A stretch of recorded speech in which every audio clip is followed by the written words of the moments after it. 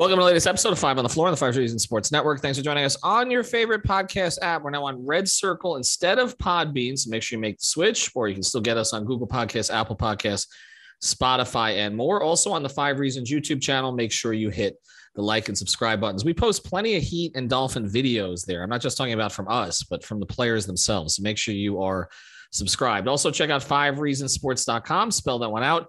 Latest takeaways from Brady Hawk, the latest columns from Mateo Mayorga, and others, and check out the great sponsors of the Five Reasons Sports Network. We mention this one all the time. This, of course, is our fantasy partner, Prize Picks. Use the code 5, F-I-V-E. Get your initial deposit matched up to $100. That's right. They'll give you up to $100. No rollovers. You can play it right away. They got plenty of promotions. Download it from the Google Play Store, the Apple App Store, or at prizepicks.com. And again, use that code 5, F-I-V-E. Get your initial deposit matched up to $100. You can play 2, 3, 4, 5, and even 6 players together across different sports. Literally, if you want to pick one guy from the NFL, one from the NBA, one from the NHL, one from MMA, one from the World Cup, and one from esports, you can do that, okay, on Prize Picks. Use the code 5, F-I-V-E. Get your initial deposit matched up to $100. And now, tonight's episode. Down the Biscayne. Yikes. 5 on the floor. Ride for my dogs. Where here's the thing. You can check the score. Hustle hard, couple scars. Wearing bubble frauds. Just like Butler said, you in trouble, y'all. Kept the floor playing. Got it all banned. Y'all seen the block. Stop with one hand. And Pat, we trust, it's power, have the guts. We're here to bring the heat. Y'all can hang it up. Welcome to Five on the Floor, a daily insider show on the Miami Heat and the NBA, featuring Ethan Skolnick, Greg Sylvander, and Alex Toledo, plus others from the Five Reasons Sports Network. All right, welcome back to Five on the Floor. Here's today's floor plan. I got Alex Toledo. You can follow him at Tropical Blanket. Of course, he and I were both at Tropical Distillers last night. We thank them for hosting us for a really fun watch party there, and we will do more of those. Also, Greg Sylvander, you can follow him at Greg Sylvander. Brady Hawk, he gets the night off, although I would recommend that you check out his latest YouTube video. He went through the Heat's kind of changes offensively with Bam and Hero, Bam in particular, and the breakdowns. Also, Brady put something up about Bam finding his go-to shot. So we'll just tease that, but apparently he has found a move. There's something in the bag. Everybody said there was nothing in the bag. There was something in the bag for Bam Adebayo. But there was also a loss for the Heat in Boston, and now there's another game that they've got to play in Boston, one of these 2-game sets, a little bit of kind of an early season test to see where you're at. The good news is Jimmy Butler apparently is done watching soccer for a little bit. He posted on IG that he'll be coming to Boston. We had anticipated he may join the team this Friday. I've reported that this was not an injury that was going to require surgery. It's the same knee that bothered him last offseason. Last postseason. It's an IT band issue. If you have a bad knee, you're familiar with that. It kind of causes swelling and inflammation in the rest of the knee, and also pain. Of course, swelling and inflammation are basically the same thing, but also pain. And so Jimmy has been dealing with that. But apparently he's probably going to play on Friday. He's listed as questionable, but if he's making the trip, we would anticipate that he's going to play, especially if he's teasing in an IG. We're going to use that as an opportunity to talk about the Eastern Conference and kind of the mountain that the Heat have to climb, not just this year, but in the future. Greg, we have talked about this as sort of Giannis's time.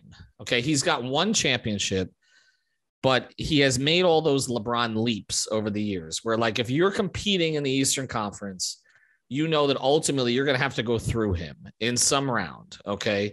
And the Heat did that, in the bubble.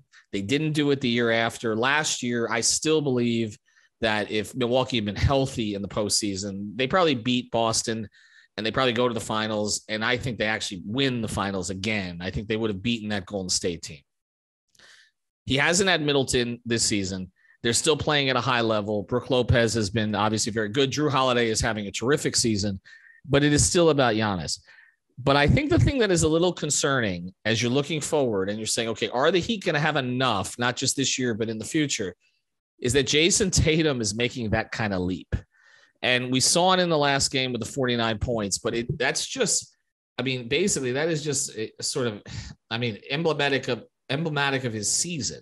I mean, right now this year, Tatum is averaging 31.6 points. That's up almost 5 points from last season. He's shooting 49% from the floor, up from 45% last season. He's shooting almost 37% from three, up from 35% last season. He's doing that on nearly 10 attempts per game. He's shooting 87% from the line. That's a career high. While his rebounds and assists and steals have stayed basically where they were. So I will ask you this. Are we at the stage where if you're the Heat, you're thinking, okay, is our number one, and right now it is still Jimmy, even what we've seen from Bam, is our number one good enough to take these guys down? And are we dealing almost with kind of a double LeBron situation? Because for years it was, whether LeBron was on Cleveland or Miami, you had to go through him to get to the finals. Double LeBron. Wow, that sounds daunting. I'm not ready to put Giannis nor Tatum, but Giannis has obviously accomplished more in the same LeBron is a roadblock in the conference circumstance quite yet. But I will say that when I watched Jayson Tatum play in that first half in particular, some of the stuff he was doing offensively, he was toying with folks, and there's just no way around how much better he's looked and how much better he's playing. He's an MVP candidate. I know the Boston announcers were saying he's the best player in the world on their very annoying broadcast. Thanks, NBA TV. I guess I would say this. Yes, the Heat don't have a number one guy that is in the Giannis or Tatum class, I would say.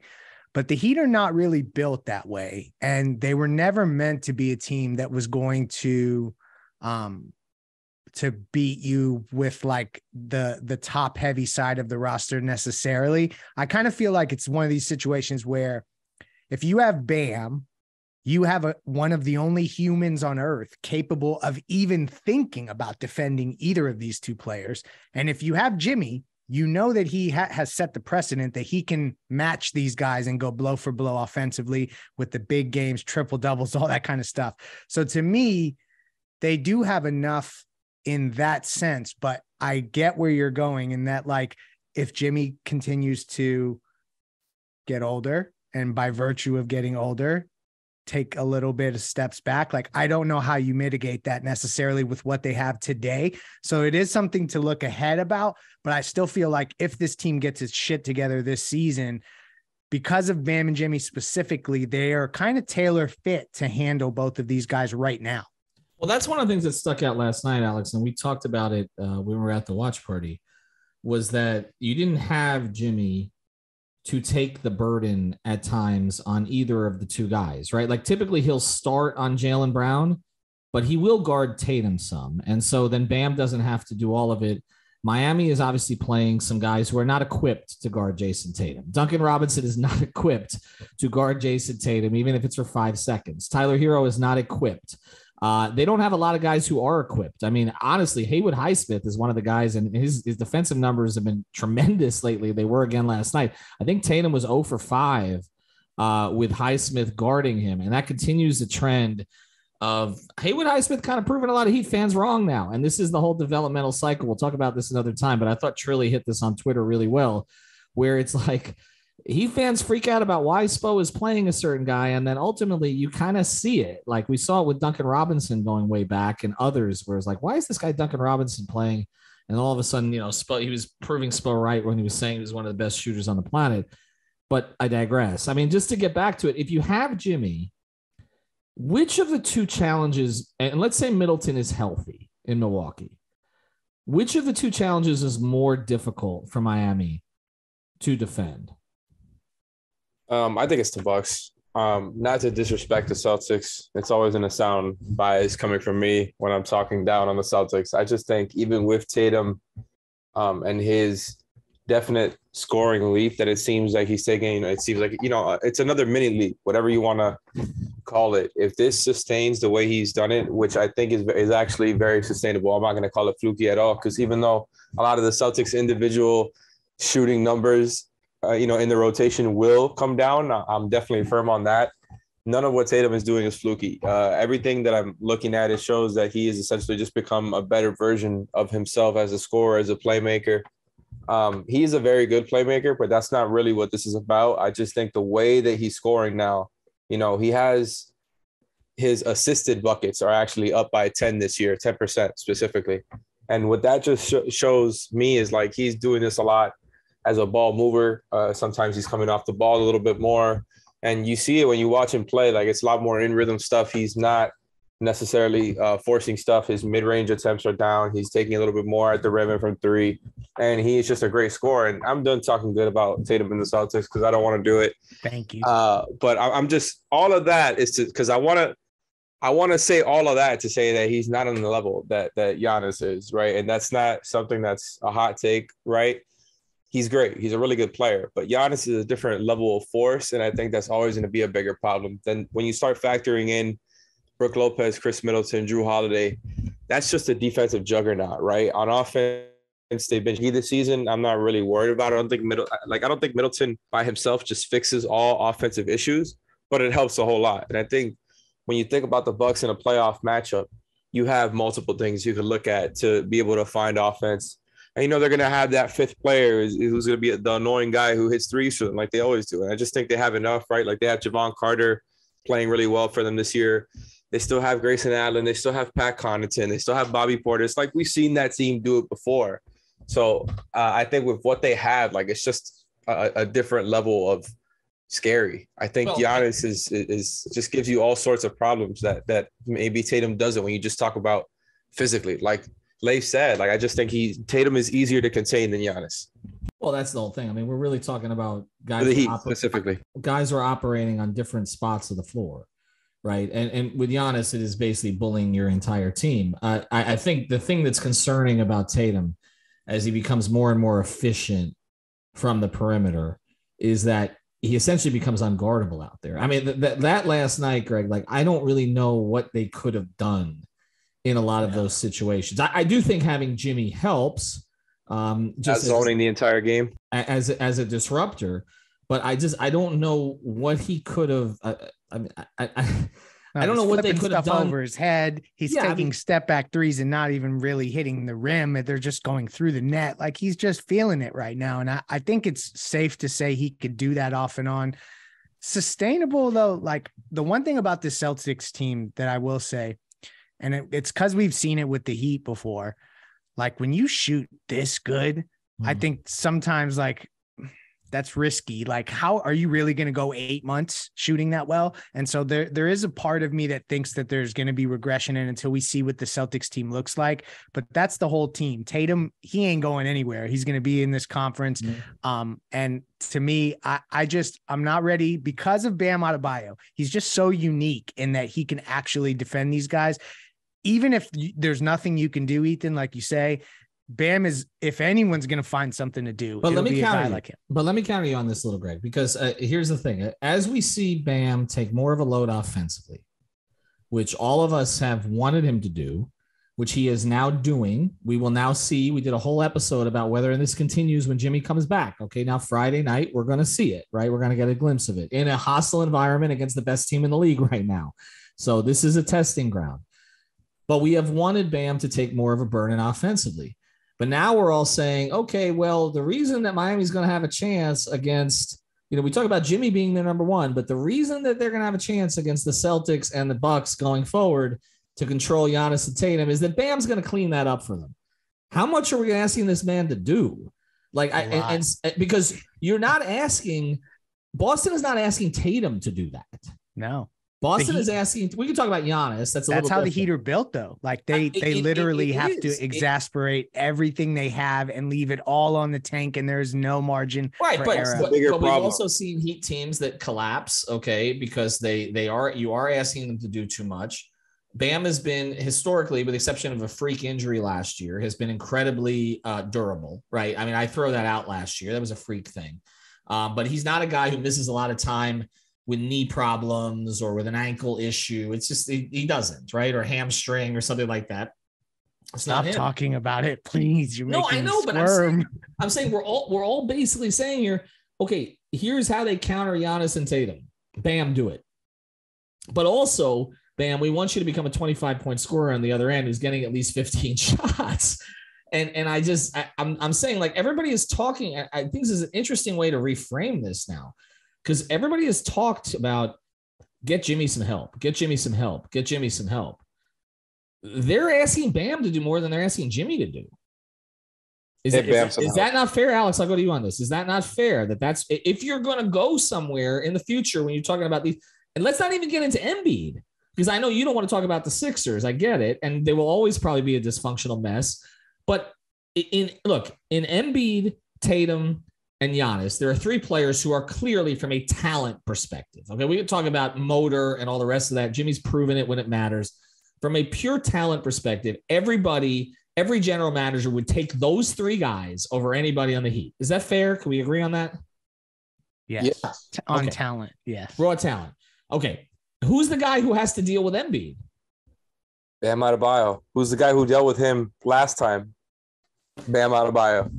So do they need to get Bam some help? Should we stop talking about this as get Jimmy some help? Do we need to reframe this out? It's the same thing. It's actually the same thing. I mean, but you're right, because Bam is the one who needs more help. Like, I actually think they have plenty of ways that they can get offense, weirdly enough, because like they have not been a good offense, right? But I think you look at Bam and you see the things that he can do, and it's like, okay, we know we can get that from you now. Now it's just about, getting more consistent with it. Things we've talked about before, which I'm not going to get into right now, right? Like just as he grows into that player that we're seeing him grow into right before our eyes now, right? Him putting up 3 straight, like very, very obviously aggressive scoring games from him is awesome to see, because that's not something we saw a lot. But just outside of that, like I think what you can get out of Tyler, right? Whether he you think he's going to turn into a different type of player, whatever, what Tyler Hero is going to give you, what you can get out of Kyle. Like, I think they have things they can get to offensively, whether you talk about whether,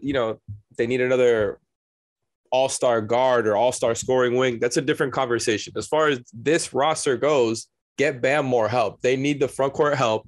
I think asking Bam to be that guy on offense, and whether it's the first or second option when Jimmy comes back, when, in the playoffs, when they ask him to do more, guys need to be able to help cover up for Bam, right? Because if you're going to have him cover out to perimeter players, like you need more size to go up for these matchups versus the Celtics and the Bucks, because that's the real problem here. I think it's less about Tatum and even Giannis, right, who is an incredible talent, like I said, on a different level, generational, whatever, superstar. Giannis is all of that. What I'm saying is they have the superstars, the defensive superstars to deal with it with Bam and Jimmy. And I think, we've seen them, this Jimmy and Bam build, eliminate every single one of those teams, right? And obviously Tatum has become a better player since the Heat beat him in the bubble conference finals. So I don't want to equate everything to that, time, just because, they beat him in the past doesn't mean they'll beat him again. All I'm saying is, because I've seen them beat all these teams before, it's less about the individual talents and more about what can you do to get to the actual team back in line with those teams. And I think it's get Bam more help, get another front court piece, see what you can do from there.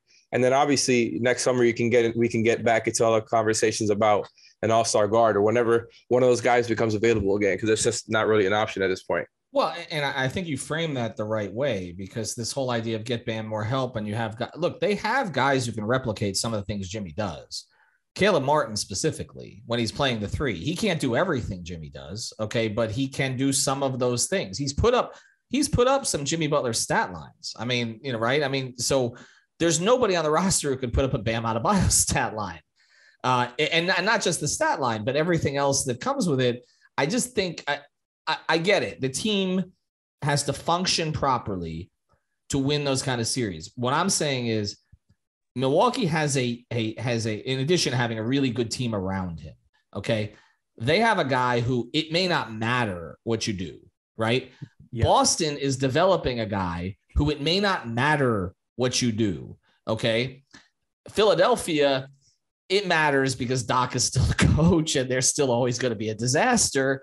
But Embiid's going to have those kind of games, at least until he pulls a groin muscle in the playoffs or something like that happens, okay? But I'm really talking more about those two teams specifically. We talked about the Nets in that context, that they have a guy who it may not matter what you do, but they've had such a level of dysfunction. But recognize the level of dysfunction that they've had to have to push them out of the contention space. And if they ever figure any of it out, then there's another guy in the Eastern Conference, along with Giannis, okay, along with now Tatum, along with Embiid, who is just at a talent level. And I'm not even going to talk about Kyrie. I'm just talking about the other guy, KD, who is just at a level above. And so I think that, and we'll get into more of this after the break, but I think the concern, if you're a Heat fan, okay, or in the Heat organization, is you need your team to be playing at max effort, max efficiency, everybody contributing. We saw it last night without Jimmy, and everybody I thought on the roster played well. We talked about that last night after the game. I thought they got something from everybody who played, and they still lost by double digits. Okay, now they didn't have Jimmy, but it does show you kind of the level that they need to get to. And I think that's the frustration. We had one commenter on Twitter today who said, I appreciate what this team is doing, but I'm tired of watching Bam Adebayo play out there with 4 undrafted guys and everything has to break right. And that is when you're looking at roster construction, you're looking at, that is the devil's advocate position that I do understand from those who say they need another star. Because I'm watching that guy Tatum. Bam's tremendous. Okay. Is he going to take over a game to score 49 like that? No. Right. It's just something to think about. All right. When it matters. A little bit more about the Jimmy, the Jimmy reinsertion in the lineup and what's happening. I want to give Haywood Highsmith a little bit of love here on this because I feel like it's deserved at this point. Before we do, I want to tell you about a couple sponsors in the 5 Reasons Sports Network. Our product code is 5RSN. That's the number 5RSN. You can use it at manscaped.com for all your grooming products. 20% off. That's number 5RSN. The deodorant, the razors, the cologne, all that stuff. They also send you a bunch of free stuff. Go to manscaped.com, use the code 5RSN. Therapistpreferred.com, use the code 5RSN for all of your premium CBD. They got a new sports cream there that you can get. This is for recovery. This is for sleep. It's totally legal. Go to therapistpreferred.com, get 25% off the gummies as well. And also bettoredge.com. This is BETTOR edge.com. This is our betting partner. This is also legal in the state of Florida and 44 other states. It's not offshore. You get $20 to play. If you go to bettoredge.com, use the code 5RSN. Enter our tournaments. Our guys, Sean Rochester, Tony Schwartz, Andy Romero, they all enter these tournaments on Thursdays. Greg's in them with me as well. We're doing the NFL right now. I don't do particularly well in them, but so you can compete and beat us and win a little bit of money. Go to Better Edge, use the code 5RSN. All right. One, just to close the loop on this, and then I want to get into Highsmith a little bit. Jimmy coming back on the road, Greg, in this circumstance. This is not like he hasn't played here before. We've seen him obviously play very well in that building at times. But what do you think? What do you think that he? I mean, we talked about trying to get a split. Yeah, I don't feel particularly great about the game, and that has a lot to do with usually when a guy comes back, it just takes a moment for everything to start to work like a well-oiled machine. Literally going back to the 90s, and I don't try to date myself often, but I guess I am now. We would often see that with Heat teams where if there was a key guy out for a while, it took a little bit for them to get acclimated back. So I don't know that it's the right environment, but maybe I'll be wrong, and I don't have the guts at this exact moment. I thought that the way they were shooting, particularly in that last game, like that was the one to get, and they still lost by double digits, to your point. So there is a part of this where I would be lying if I said, as I'm watching, and now I'm going to completely negate everything I said earlier, where there are moments where you watch like how Tatum doesn't have to exert and like what Bam, he just is not responsible for what Bam's responsible for. And you think, just like when they saw Jaws in that movie, they're like, we're going to need a bigger boat. Like you look at this roster and you're going to need more good players, more top end talent. And I don't know. I don't feel great about tomorrow night because I just don't know that they can replicate that shooting. Am I gutless for this, Alex? I feel like I'm being gutless. It's actually interesting you say that because I was peering over some of the shooting numbers from last night. And yeah, like the Heat had, and I definitely get what you mean, because usually they're not going to replicate that 3-point shooting night, but I don't think they necessarily have to. And also I just think just to look at it from the other side, the Celtics are not going to replicate that. Again, they've been an awesome shooting team. But what did they have? Like 20, 22 threes? Like it was ridiculous. Are they going to get another 49 points from Tatum? I don't think that's going to happen again. The Heat usually do a good job of containing Jayson Tatum. Again, he's been better this season. So it's comparing the past can sometimes, like when guys take these leaps, he might not have another bad game against the Heat again for all I know. But all I'm saying is I've seen them contain Tatum in the past, so it makes me feel like it's not as scary, right? I think that's what it comes down to. But I just think, having Jimmy Butler in the game for 35 minutes or however much he's playing, even if he's not at 100%, the things that he provides, right? The way that he's able to force turnovers, the way he's able to get to the line relentlessly, which is not something that Bam necessarily did last night, right? Not to throw any shade to Bam in any way, right? All I'm saying is the things that Jimmy provides, even when he's not feeling it all the way, is going to be really helpful, and it's going to be less playing time for guys of lower levels, just to be polite about it. I think he's going to be a huge matchup negator for the Heat because I think they're not going to be playing as much zone with the whole team healthy. I'm actually just really excited to see the whole team back together again. It's been so long at this point, right? And it was cool to see Kyle and Bam like take these little steps and take on more of a load. And yes, I want to see Bam continue to get fed there. We talked about that transition. I just think I want to see what it looks like with everybody back together again. I've seen enough of them trying to put together enough to win games. And I just want to see what they look like when the best player is there, right? When everybody is playing in the role they were meant to play. All right. Last thing we're going to do here is on Highsmith. I do want to mention one more sponsor of the 5 Reasons Sports Network. That's our guy, Nelson. You can reach out to him. You can find him at c-armstaffing.com. That's c-armstaffing.com. What does this company do? They rent the C-arm equipment on a short and long-term basis to hospitals, surgery centers, chiropractic offices, and pain management offices. They also offer the cadaver lab courses. Reach out to Nelson. Just fill out the form there at c-armandstaffing.com. That's the letter c-armandstaffing.com. The phone number is 561-891-9620. And we'll have Nelson on the show here soon as well to give you some of his Heat takes. All right. Last thing on this, because Alex kind of teed this off by talking about the team being back together. So when the team is back together, guys start to lose minutes. Okay. And certain guys have emerged, Greg, during this period without Jimmy and, for a period of time without Tyler, without others. Oladipo's still out, although I'm hearing he's close at this stage and actually probably could play right now. They're being somewhat cautious with it. Let's go to the rotation. Okay, during this period of time, in your view, just real quick, has Duncan Robinson proved more worthier of a role or less? Less. Okay. Alex, one word answer. Has Haywood Highsmith proven more worthy of a role or less? In this stretch, yes. I mean, more. What am I saying? Greg, has Dwayne Dedmon proven more worthy of keeping a rotation spot or no? Nope. Get him out of here. Don't pack him up, but get him out of here. Okay. I mean, you don't. Okay. I mean, he's been better, right? I mean, obviously last night was not an option because he didn't play, but okay. Gabe, Max, and Caleb collectively, Alex, deserving of more minutes or less when everybody is back? Where they've been. Okay. All right. Highsmith is staying in the rotation. And Kyle, I think, are we in agreement now? Because I know I was hard on Kyle early in the season, but me too. He's played right. You were too.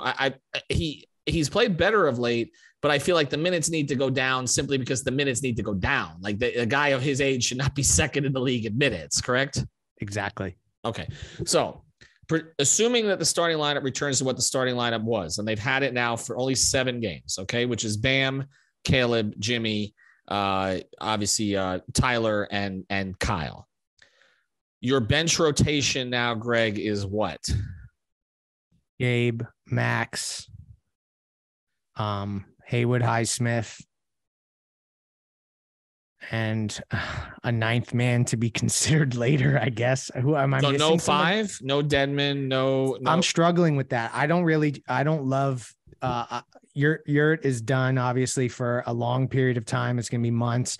I just don't. What was that? Jovic?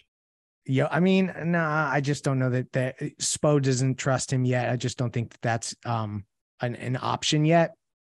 I don't know. I just feel like they got to get bigger in a more mobile way. Dedmon has played better, and he's shooting actually pretty well from 3 the last time I checked. I don't know what his percentage is at, but I think it's actually pretty respectable. So I guess they can get by, but I just think that they have the ability. The one thing about Highsmith that I continue to notice is like, I feel like we're not even seeing his best defensive self because they're playing so much zone. Like when this can become a switch heavy man-to-man type of defense, or at least you have units that can go to that. Like that's when you're going to see Haywood Highsmith really become a more valuable player in a rotation like the one Miami has to put on the floor right now. But Alex, this is a crazy turn of events. It's not a crazy suggestion to say he should stay in the rotation, but it is a crazy turn of events because nobody thought he should still be in the rotation when everybody was healthy. If you had asked this question 2 weeks ago, there were the majority of Heat fans, at least in the social media space, didn't think he should be playing even when there was no one available to play. Now we're talking about everybody but Depot being back and saying Haywood Highsmith should get those minutes. And I think you're right, Greg, about the man-to-man and that they can play more man with him. His numbers in the zone are incredible defensively. I mean, the making of the threes in the last game against Boston is like a bonus at this stage if he's going to take that shot. But it also feels to me like he stopped trying to do too much. Like I feel like they've coached him into it. And I keep coming back to this. They find a skill that they can develop with these developmental guys. And I think the reason it looks so bad for some of them early, okay, is because if they can't find the right rotation fit for them, then they're asking them to do things they're not capable of doing. They haven't developed those skills yet. We saw that with Duncan, with others who've come in, to the program. But then they kind of figure out where the guy fits. And like Alex, like I honestly wouldn't be surprised if he's a rotation player like most of the rest of the year now. And we were talking about them. I think it's fair for us to admit, we were talking about them basically purging themselves of this contract, right? Yeah, I wouldn't be surprised if Spo carved out a small rotation spot where he kind of gets those, 10 minutes, right? He's kind of the back end rotation player with what he's done in this stretch. But I also wouldn't be surprised if it went the other way, right? Like not to go could go either way about it. Shout out to Deuces. I just think I'm not sure yet, right? Like we talked about the amount of guys who should or shouldn't get playing time. Like, would you be surprised if Spo ended up just going back to what he had before, where it's Duncan and Dedmon getting those minutes? I still think obviously Dedmon is going to be the backup five when he's back. I'm just saying, like, I don't know if Highsmith has that spot carved out. Alex, can you play Dedmon? Here's the question, because I think he is going to play Dedmon. Okay. Yeah. So the question is, can you play Dedmon and Highsmith together? Because it feels like offensively, you better have your best offensive players out there with them. So if you're not going to stagger them, that becomes problematic. I mean, essentially, this becomes a decision between Highsmith and Robinson, right? I have a crazy, insane stat for you that I just found a couple of minutes ago. And it's insane that you brought this up. It's like you were reading my mind. Speaking of Highsmith and Dedmon playing together. Would you believe me if I told you that the net rating between Highsmith and Dedmon playing together is like significantly better than the net rating with Highsmith and Bam playing together? Really? Like significantly. I believe it was like negative. Why do you think that? What would be your guess on that? I don't know. Not that spacing at the 3-point line. No, I don't think it's anything because of that. I just think it's probably one of those things where it's just more coincidental. Because the bar has been with every single player throughout the season is that their on and off gets a lot better with Bam. For every single guy, like every combo you try 2-man with Bam, their stuff gets way better. Obviously, it sounds obvious, but you know what I mean? Like he's the only guy that was the thing with. And now for some reason with Haywood Highsmith, it's the complete opposite, right? Where he's much better with Dedmon. I don't know if that's something that's going to hold all season. I just thought it was, really surprising. It's about 0.70, right? So just a little bit better than neutral with Dedmon on the floor, right? Whereas with Bam, it's negative 9 point something. Like it's really bad. Yeah, there might obviously there's noise. There's got to be noise in those numbers for sure. Yeah. But there were some weird variances with Dedmon before.